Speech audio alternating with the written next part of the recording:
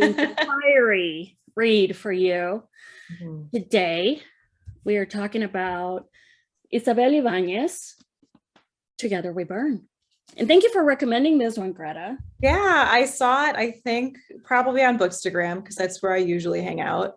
And first of all, I just fell in love with the cover. And then I heard, like, oh, dragons, flamenco dancing, enemies to lovers, like all of the things that I love. So I'm like sold. Yeah, I really, really liked it. And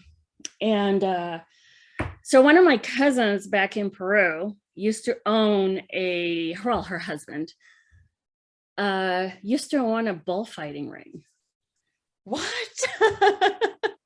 And like, I didn't like going, Yeah. and now I wouldn't go because I'm like against that. Yeah. But I was very little at the time, but I do remember being in the arena and, having the matador Yeah. come out and their, sparkling outfits and everything. So yeah, this kind of transported me back to those days. Yeah. So for anyone who isn't familiar with this story, Together We Burn follows Zarella. She's like, I think 17 or 18 probably when the story starts. Her family owns this very, very famous dragon fighting ring that, like Claudia mentioned, is very similar to bullfighting, but with dragons, obviously. And there is this absolute disaster that happens at their 500th anniversary show. Tons of spectators die. They lose like all of their dragons or most of their dragons during the fight. And then the rest of them and all the other trainers that survived are killed mysteriously the next night.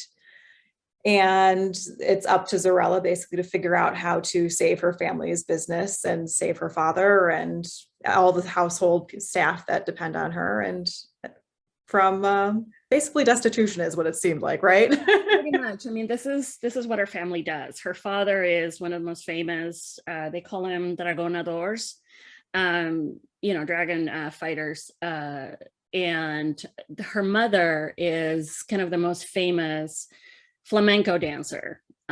So she loses a lot during that initial disaster that happens, and it's obvious that there has been a lot of plotting, and somebody is out to pretty much annihilate them, just get rid of them, take over, the family ring and all of that.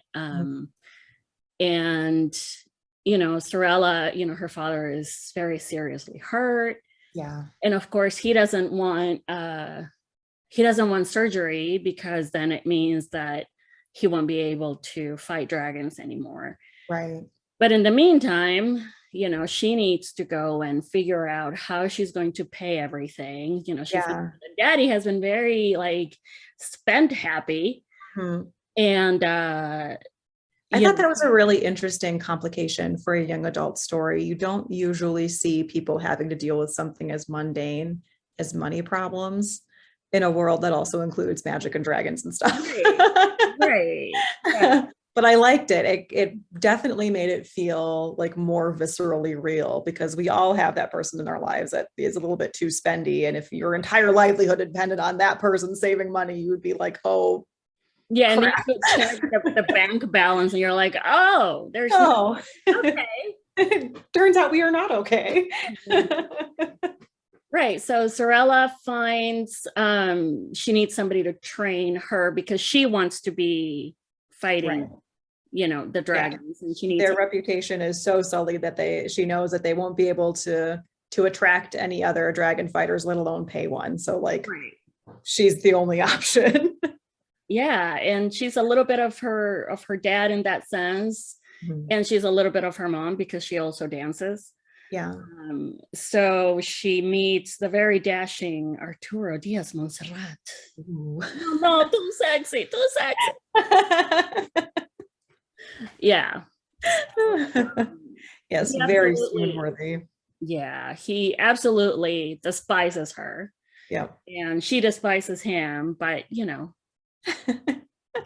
they're still kind of making eyes at each other. Yeah.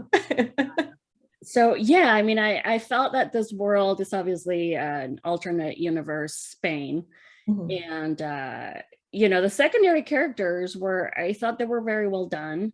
Uh, Yeah. I really enjoyed the relationship that Zarella had with her best friend, mhm. whose name I am blanking on. Oh my gosh, yeah, me too. Lola or something. Lola, is it Lola? Yeah. Yeah. But they had a really like sisterly sort of vibe happening. And I really enjoyed that it wasn't like the snobby upstairs versus the downtrodden downstairs kind of Downton Abbey sort of vibe. And they really just felt like, a family. Yeah, yeah, And and they there all was like a look out lot for of each the misogyny that, I mean, we're dealing with it to this day, but also in this world, like, what, you're gonna fight? No, you're a girl. Why don't other. you get married and take care of Yeah. family problems that way? Yeah.